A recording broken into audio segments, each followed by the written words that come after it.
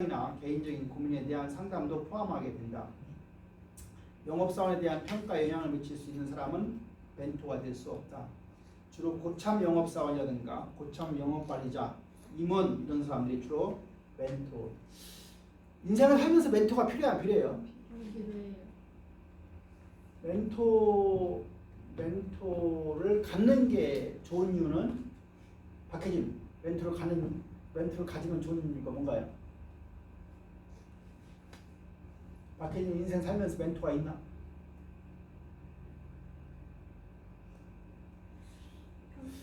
많은 사람들은 멘토를 가지라고 그래요. 멘토를 가지라고 그러는데 근데 멘토를 갖는 것은 뭐냐면 우리가 시행착오를 줄이는 거예요. 한마디로.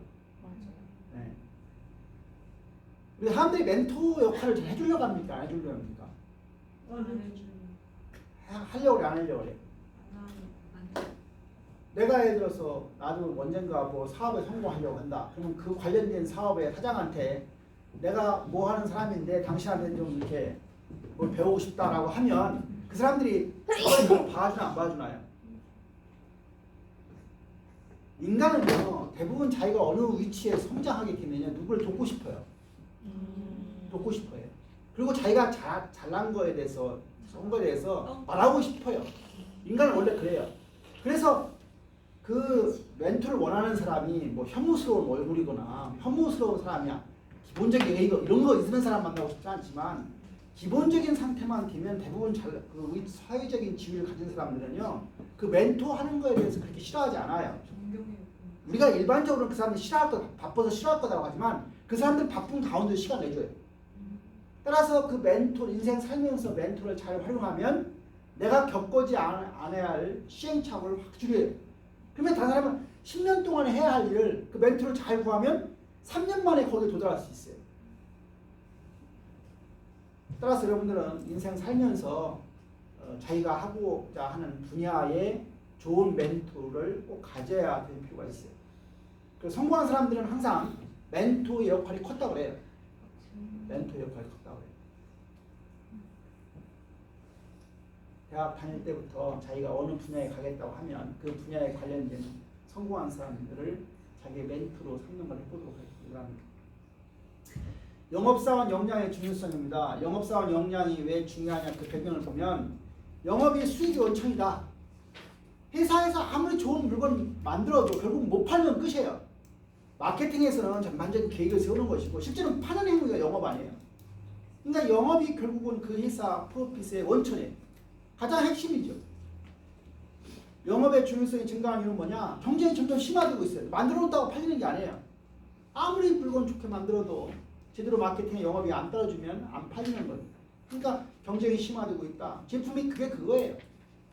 여러분들 뭐 삼성의 갤럭시나 LG에서 만드는 기관과 그거나 하시는 차이가 있어요? 큰 차이 없어요. 뭐의 차이예요? 마케팅과 영업의 차이예요. 그 다음에 누가 선두 위치를 차지하고 있느냐 그런 거 차이 하시는 뭐 그 제품의 차이 압니까? 여러분 맥주 먹어보면 그 맥주 차이 알아요? 몰라요. 소주 먹어보면 소주 맛의 차이 알아요? 그 정도 알려고 하면요 그건 수없는 경험을 가진 사람들이고 또 맛에 뭐예요? 그 탁월한 맛의 감각을 가지고 있는 사람들이 나는 그 맥주 맛 미국 맥주나 우리나라 맥주 중에 뭐 안 모르겠더라고. 잘 모르겠더라고. 결국은 내가 맥주 어느 맥주를 찾는 건 뭐예요? 나한테 어떤 브랜드나 이미지가 와 있는 거 찾지 않겠어요. 그러니까 제품이 점점 표준화되고 있다. 또 시장은 통화되고 있다. 그래서 영업사원의 영업도 고도화되고 있다. 거래적 영업이 아니라 자문적 영업, 문제 해결, 솔루션 이런 영업을 하고 있기 때문에 영업이 고도화되고 그다음에 마케팅을 기반으로 한 영업입니다. 그래서 그런 것들이 이제 배경이 되어서 영업사원의 역량을 강화하는 것, 컴피턴스 그런 역량을 강화하는 것은 영업 경쟁력을 향상을 위한 핵심의 원동력이다. 영업사원의 역량이라고 하는 게 뭐냐? 우수한 영업사원과 평범한 영업사원을 구분해 주는 게 바로 영업사원의 다양한 특성 중 하나가 역량입니다. 그래서 역량, 컴피턴스는 원래 73년대에 맥클랜드에 의해서 소개된 개념인데 이 스펜서라고 하는 사람이 93년대에 역량을 정의하기를 효과적이고 우수한 업무 수행의 원인이 되는 개인의 내적인 특성이 바로 역량이다. 1980년대 클램프라는 사람은 업무에서 효과적이고 우수한 성과를 산출하는 개인의 잠재적인 특성, 이게 바로 역량이다 그런 말했습니다. 영업사원의 역량을 자질 역량과 업무 수행 역량으로 구분할 수가 있는데, 영업사원의 역량 위에 뭐예요? 자질 역량, 아래는 업무 수행 역량. 자질 역량에 대한 내용 보세요. 특정 개인이 영업사원이 되기 이전부터 가지고 있는 영업 역량으로 타고났거나 타고났거나 혹은 성장 과정에서 가정교육을 잘 받았거나, 가정교육을 잘 받았거나, 어떤 뭐 남자 아이들인 경우에 아버지하고 대화가 잘 되는 애들은요 사회생활 잘해요. 사회생활 잘하고 사고를 안 쳐요. 사고를 안 쳐요. 그래서 가정교육을 잘 받았거나 학교 교육, 가정교육이 가장 우선이에요. 사실 뭐는 해도. 그다음에 학교 교육을 잘 받았거나 사회생활 등을 통해서 형성된 역량이 자기 역량이다. 업무 수행 역량은 우수한 영업 성과를 내기 위해서 수행해야 하는 활동으로 지식이나 기술이나 행동 등과 관련된 역량이다. 여러분들이 한국에서 대학 나온 학생들 중에 영업관리에 관련된 지식 중에서 가장 많이 배우고 나가는 거예요. 왜요? 다른 학교 이거 영업 이거 한번 가르치는 데 없거든요. 대부분 가르치는 데 없을 뿐만 아니라 이런 방대한 양 앞에 조금 가르치다 말지, 우리처럼 처음부터 끝까지 다 하고 무조건 다 외우게 시키고 거기는 사례 분석시키는 학교가 있어요? 없어요? 그거 없어요. 여러분들 머릿속에 뭐가 있습니다. 내가 최고다. 배운 건 최고다. 근데 내가 알고 있는 지식은 다른 거, 개인마다 다른 것이. 자질 역량에는 두 가지예요. 아까 성격적인 특성, 성격. 이건 뭐 하시는 부모한테 받는 거 관련돼 있고. 그다음에 감성 역량, 감성. 아까 감성, 공감하고 관련돼. 감성 역량. 그래서 EQ 능력이 EQ. 영업사원의 역량 모델, 컴피턴스 모델은 특정 조직의 업무 성과에 영향을 미치고 있는 역량들의 집합을 의미하는데, 아까의 것처럼 자질 역량과 업무 수행 역량이 있고, 자질 역량은 성격적인 특성은 외향적이냐 내향적이냐 어떤 게 좋은 거예요? 뭐가 좋다고 할 수는 없을까요? 영업사원이 외향적인 사람이 좋습니까? 내향적인 사람이 좋습니까? 외향적이요. 일반적으로는 내향적인 사람들이 더 맞다고 하는데, 이제 성과 측면에서 보면은 내향적인 사람이 더 오히려 성과를 낼 수도 있어요. 성실하냐? 성실하다는 건 뭐예요? 성실하다고 하는 말은요, 기본이죠. 사실은 성실하다. 해야 할 일을 하는 게 성실한 거예요. 해야 할 일. 학생이 뭐예요? 공부해야 할 일을 공부하는 거. 9시 반에 수업 시작하면 9시 반 이전에 오는 거. 이게 성실한 거예요. 네. 성실은 살아가는 데서 가장 기본이에요. 기본. 근데 이 기본을 못 지키는 게 거의 70~80%인데, 친화성, 다른 사람과 친화적, 친밀도, 뭐 다른 사람. 네. 내가 친화적이어서 친화적이 않겠어요. 나는 우리 집사람한테 매일 그래. 당신은 왜 아빠 그 엘리베이터가 타면 다른 사람한테 먼저 인사를 안 하냐고. 네, 우리 집사람 먼저 인사해요. 아마 애들이고 우리 어른이고 다 먼저 인사해. 잘 가라. 뭐 꼬마한테 그러고 그래요. 나는 그런 말이 안 나와요. 왜요? 그게 뭐예요? 내 친화성이 떨어지는 거예요. 왜 친화성이 떨어질까 가만히 생각하면 교수라고 하는 직무가 친화성을 떨어지게 만들어요. 왜? 좀 권위적이죠. 내가 그렇게 뭐 낯설 할 필요가 있어요 없어요? 직업 자체가 연구실 혼자 들어가면 하루 종일 혼자 있거나 누가 한가할 게 없죠.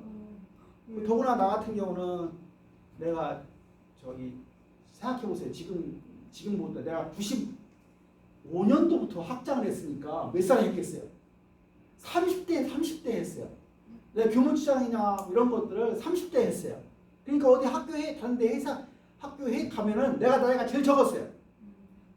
너무 빨리 뭘 하다 보니까 이게 어떤 그 친화력이나 좀 이렇게 어깨에 괜히 힘이 들어가 있어서 좀 이렇게 겸손미가 떨어지는 거예요.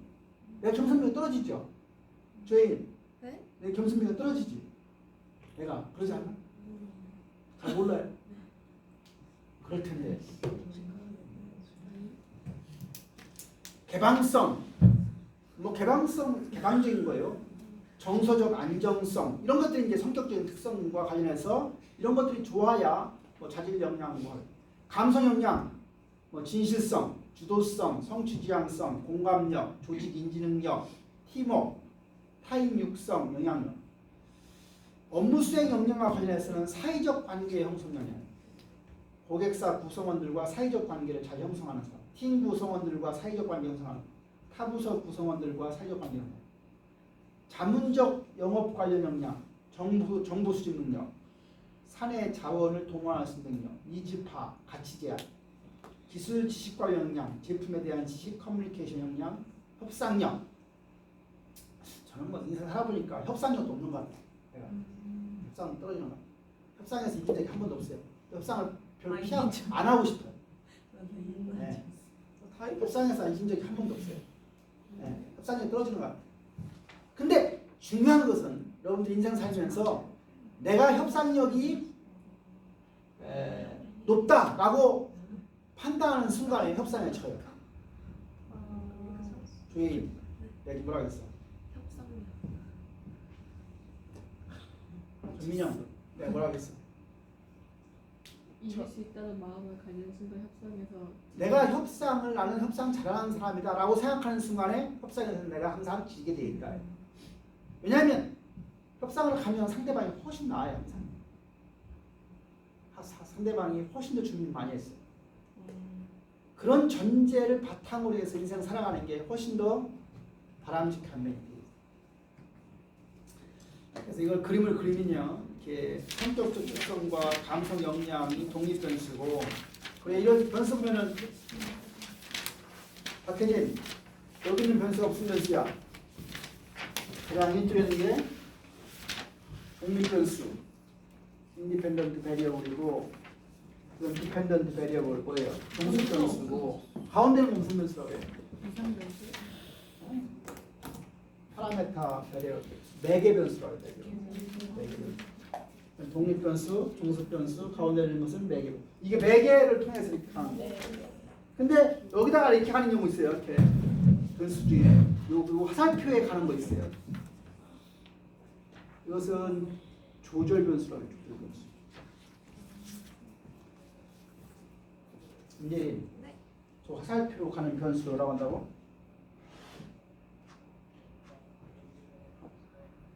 금년이는 맨날 뭐 자기가 수업에 열심히 집중하고 열심히 한다고 말. 내가 보면은 수업에 3분의 2밖에 안 들어요. 3분의 1은 빠뜨려요. 그럼 뭘 많이 듣는다? 윤지은, 내가 뭐라 했어? 이 화살표에 가는 변수를 뭐라 그랬어? 조절 변수. 1년이 안 들었는데 그런 사람 들었잖아. 들었거든. 아니 찾고 있었어요.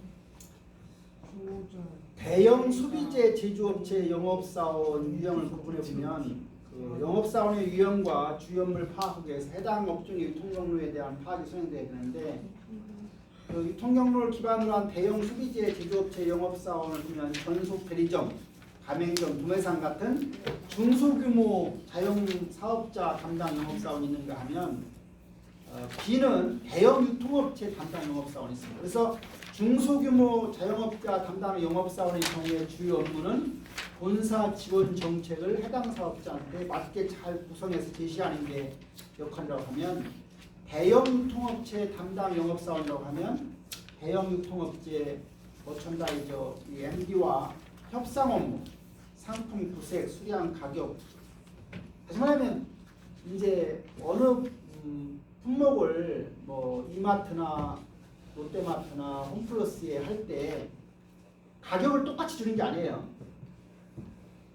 예를 들어서 여러분들 되게 뭐 개업할 때 보면 뭐 이마트가 개업한다, 홈플러스 개업한다고 개업할 때 가면 물건이 싸요, 비싸요? 싸죠? 이거 안 찍히고 있는 거지? 네? 아니 나 찍히고 있다. 개업할 때 싸요, 비싸요? 싸요. 일정 기간 동안 일주일 동안 개업할 때는요, 가격을 본사에서 줄 때 달리 줘요. 그러니까 우리가 개업하니까 좀 우리한테 홍보라고 하는 측면에서, 광고 홍보 측면에서 물건값이 1,000원이면 그 개업할 때는 900원 달라. 만약 이제 예를 들어 1년에 그런 할인을 어떤 때는 한 번 해주면 어떤 때는 4번 해주면, 왜 우리는 한 번밖에 안 해주는 당신은 4번 해주느냐, 여기는 4번 해주느냐, 이런 요구들이 계속 들어오는 거예요. 대형 유통업체 같은 경우에 내가 거기다가 상품을 납품하려고 하면 누가 갑이에요? 대형 유통업체가 갑이죠. 여러분들 백화점 같은 경우에 물건 하나 팔면은 백화점에서 얼마 가져가겠어요? 20%. 30 내지 40% 가져가요. 네. 아마 홈쇼핑은 더 가져갈 거예요. 더 가져갈 거예요. 근데 그 돈을 가져가는데 불구하고 또 그 광고나 뭐 홍보할 때 일정 부분 또 그 돈을 또 뜯어간다고. 네. 썼다고 하겠습니다. 문제. 이렇게 중간에